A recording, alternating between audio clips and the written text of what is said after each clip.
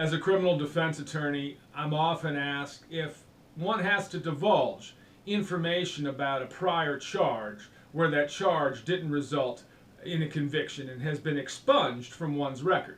Now, it's important to keep in mind exactly what the process of expungement is. Expungement is a procedure by which an individual can file a petition with their court and effectively have the record of the incident erased, both in terms of the court record and in terms of the criminal record.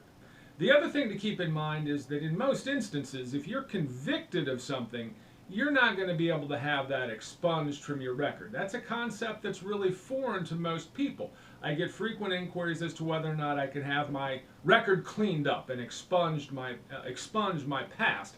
And as a practical matter, that's just really not possible through expungement. There are some limited exceptions. If you have a prior conviction for essentially a very minor, almost civil type of infraction, you can have that expunged. The list here includes things like vagrancy, loitering, open container violations, public urination, an offense called passed out in a public park. Those limited type of exceptions, convictions for those offenses are subject to expungement, but generally convictions are not.